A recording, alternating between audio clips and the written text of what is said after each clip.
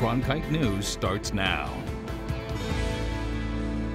Good evening and welcome to Cronkite News on Arizona PBS. I'm Camila Williams. Thank you for joining us. Academy Award winning for Best Picture of the Year, Nomadland, could be bringing tourists here to the Grand Canyon State.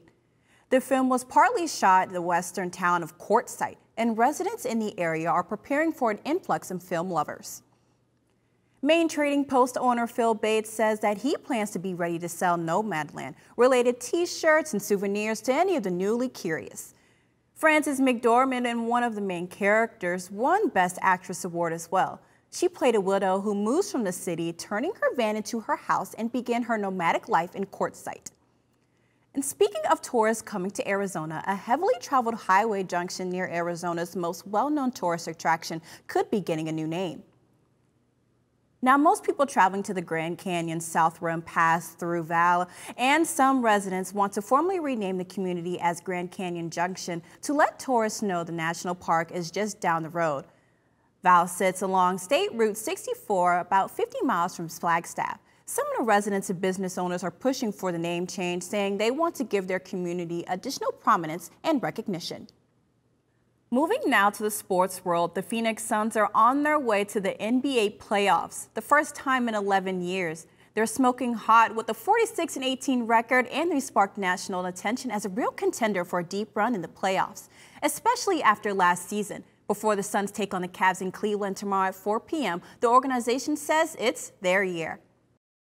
It's the reason why I love our team. We have a bunch of sore losers, and we also have guys who have created a standard of basketball. And when we don't play to that standard, they don't feel good. So that's a good thing. That's something that we value. Our conversations were about that today, playing to our standards, no matter who we're playing, and letting the chips fall where they may. And so, you know, I always expect us to play at a high level, be a top 10, top 5 defense, top 10 offense, and try to improve that. While sports fans and students are allowed at ASU sporting events again, one group has been missing. Jordan Spurgeon was on the scene with the marching band and spirit squad, and were able to make their 2021 debut. The marching band and spirit squad are back at ASU events after not performing in over a year. Being able to see each other all in person again and being able to play all together again, it just feels right. It feels like something I've been missing for a really long time. They performed at the ASU women's soccer game on April 16th. This was a collaborative effort from all parties involved. It's like this collaborative effort, I think, that comes together, and it's a super cool experience that I just can't describe. Much like everybody else during the COVID-19 pandemic, the band was marching to the beat of their own drums. Now those same beats are back at sporting events at ASU, where they plan to make a full return during the fall. So our kids really needed this tonight, you know. It just, and for a bunch of seniors that are here, it's like one more time in our house, you know, which is really special to them. The next challenge for the band and the spirit squad is to organize summer meetings to prepare 2 classes of members for football season in the fall.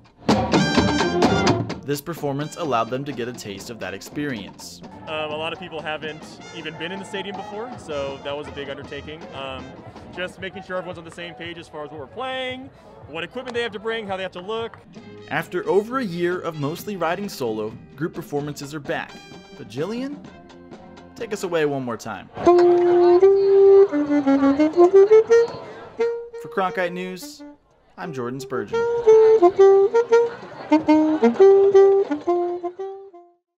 The number of Maricopa County children who were victims of sex trafficking in the past 3 years would fill 6 school buses, according to an Arizona State University professor.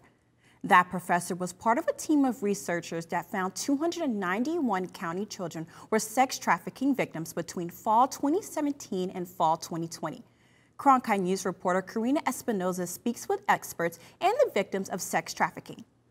At the age of 13, Tanya Alegria says she left home and joined a gang in Los Angeles. There's a lot of violence, and there's also a lot of sexual trauma as well.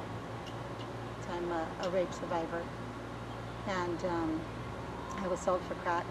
Her nightmare started when she was living on the streets. I spent some of my time when I was a homeless youth out there with a couple of prostitutes that wanted to help me make money for myself. So tried to introduce me to prostitution, but it wasn't for me. Alegria says her mother was a drug addict. Research conducted by ASU Associate Professor Rose Sepowitz indicates that in Maricopa County alone, 291 children were victims of sex trafficking between fall 2017 and fall 2020. Rose Sepowitz says children tend to fall victim to sex trafficking when their needs aren't met. The things that we've learned that sex trafficked children need are a person to talk to, a trusted adult, safety in their internet use, people paying attention to what they're doing and watching their phone use, for example, making sure that they have safety where they're staying and people that they trust. But after 15 years of struggling, Alegria's life took a turn when she moved to Youngtown, Arizona, where she got a job as a waitress. There's power in the human experience and reaching out to one another. The Phoenix Police Department is part of an effort to keep an eye out for sex traffickers. That the online or virtual environment is another avenue for them to make contact with victims. They believe that they're more secure there and they'll have less of a chance to be contacted by law enforcement. So knowing that that was a way that they would exploit vulnerable victims, we've adopted a number of strategies that allow us to investigate these crimes that occur online. In another effort to fight sex trafficking, a startup tech company launched an app to monitor social media. We can be part of the arsenal, part of that quiver where a parent, if they're able to use our app, they might be able to see some of these items that come through that might look suspicious. The House of Representatives worked to get Bill HB 2889 approved, where convicted child sex traffickers would be sentenced to life in prison. A lot of people don't want to talk about it. A lot of people, this is uncomfortable for them, and especially if you're a victim, right? And so for me, it was more about how do we make sure these people feel safe coming out. Now Alegria is an outreach supervisor for a nonprofit organization that also helps victims of sex trafficking. The more stories that people hear, the more aware we're all going to be. I think that that's important. And I think also too what's important is for us to look out for one another. It's not just the victim's responsibility to reach out or to ask for help. It's our job to see that people need help, and it's our job to answer to that call. And now, a look back at some of our top consumer stories, including changes in air travel and new regulations for Airbnbs. The coronavirus pandemic highlighted many pre-existing disparities within communities of color, but one seems to rise above the rest: housing inequity. Cronkite News reporter Kelly Donahue explains what this issue looks like in Arizona and how the president is looking to solve it. Did you know that homeownership rates for Black, Latino, and Native Arizonans are much lower than those of white residents? This phenomenon is an outcome of something called housing inequity, and it isn't just an issue in Arizona. In fact, it's on President Joe Biden's list of national problems to fix during his presidency. A survey done by Washington University's Social Policy Institute found that Black and Hispanic homeowners have been hit harder than their white counterparts since the pandemic began, due to ongoing evictions, foreclosures, and other rent and mortgage struggles. Narrowing the housing gap is one of the Biden administration's biggest goals, related to his call for nationwide equality. Housing is a right in America, and homeownership is an essential tool to wealth creation and to be passed down to generations. Biden's recent executive order includes a mandate for the Department of Housing and Urban Development to promote equitable housing policies that will create opportunities for communities of color. But what does housing inequity actually mean, and what does it look like here in Arizona? For starters, housing inequity describes any disparities there may be related to homeownership rates, affordable rental housing, homelessness, and other related hardships. For Arizonans, it's a prevalent setback for Black, Latino, and Indigenous communities, especially those living in rural neighborhoods. This is because they tend to rely more heavily on their homes to generate income and maintain their wealth. These populations need property ownership and affordable rental housing to allow them financial stability and spending power. However, homeownership rates for Black, Latino, and Indigenous Arizonans are much lower than those of white residents. According to a Prosperity Now report, 71.5% of white Arizonans are homeowners, while this percentage is 35.2% among Black residents, 53.8% among Latinos, and 55.7% among Indigenous people. Housing instability in Black, Latino, and Indigenous communities is also being exacerbated by federal laws that force them to relocate and prevent them from accumulating wealth through homeownership. Centuries of displacement and land redistribution policies have promoted segregation by forcing people of color to urbanize and only serving white applicants. However, balancing the housing market may not be a matter of creating new policies, but rather doing away with the outdated ones. The Biden administration says that it plans to get rid of, quote, racially discriminatory federal housing policies that have contributed to wealth inequality for generations. Biden also wants to limit housing discrimination, which can occur when a landlord refuses to rent or sell, or charges more to buy or rent a property to someone based on their race or ethnicity. Housing discrimination also occurs when a property owner says that a property is no longer for sale when it actually is. In the broadcast center, Kelly Donahue, Cronkite News. Right now, Arizona's only Black-owned brewery is working to make the craft beer community more inclusive and diverse. Cronkite News reporter Delaney White spoke with the owner about his journey to owning a successful brewery. Diversity and inclusion. Hot topics of conversation, especially in the workplace. But when applied to niche professions, it often shows how far we still have to go. There was a post on Instagram, and one of the comments from one of those posts is that Black people don't like beer. And that was the most crazy thing I'd ever seen. And it's like, no, me and my friends love beer. Like, Black guy from Arizona, open a brewery, love beer. Tyler Smith is dispelling stereotypes one beer at a time.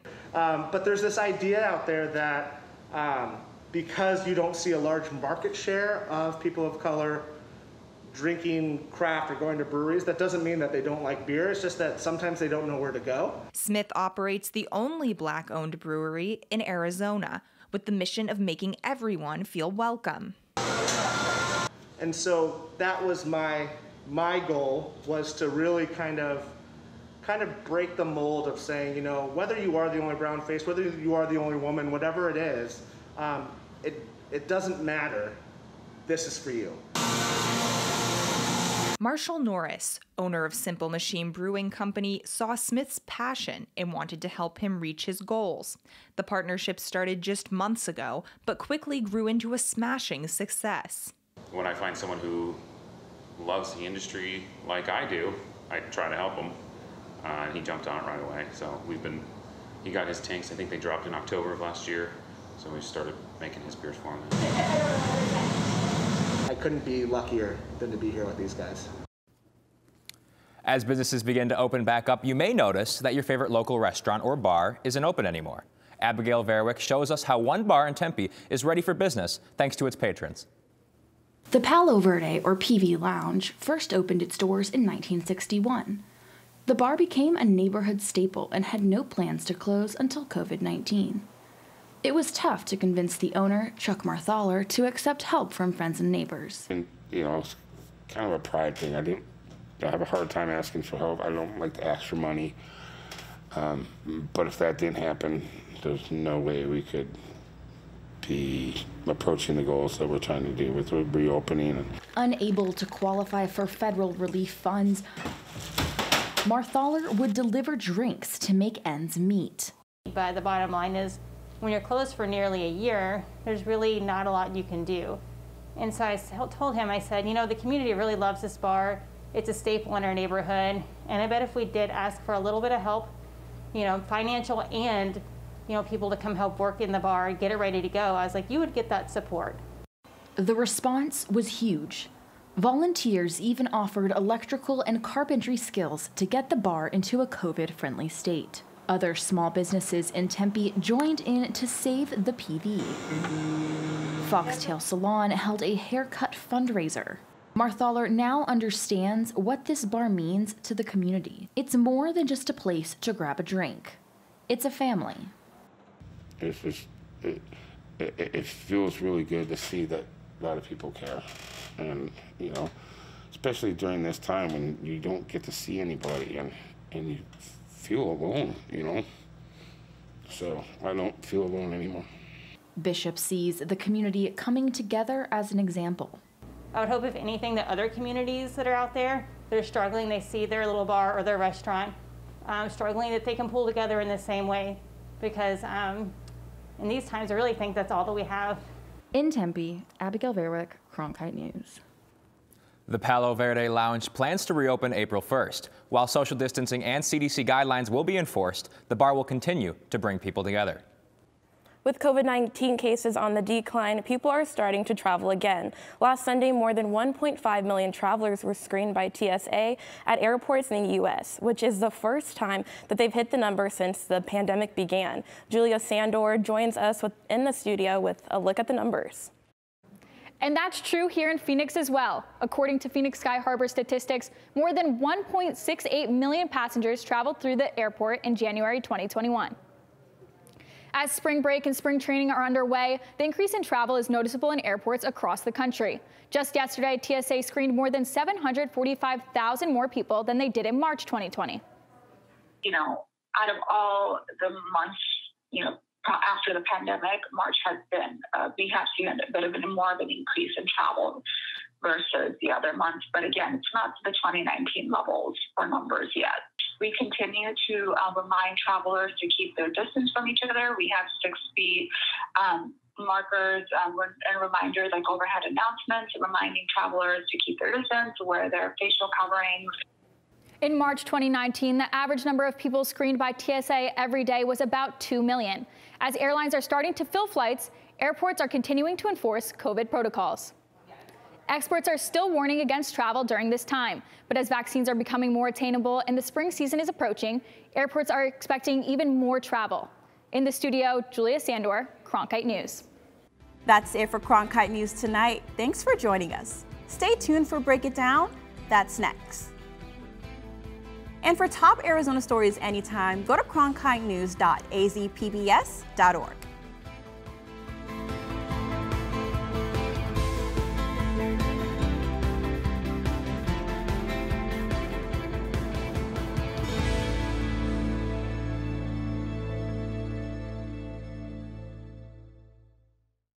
Cronkite News provides students at ASU's Walter Cronkite School of Journalism with the opportunity to gain real-world experience in the newsroom. At Cronkite News, our students produce professional content for audiences by taking on all roles, whether they be reporting, anchoring, producing, or studio production. Each department gives students first-hand professional newsroom experience. For more information, visit cronkitenews.azpbs.org.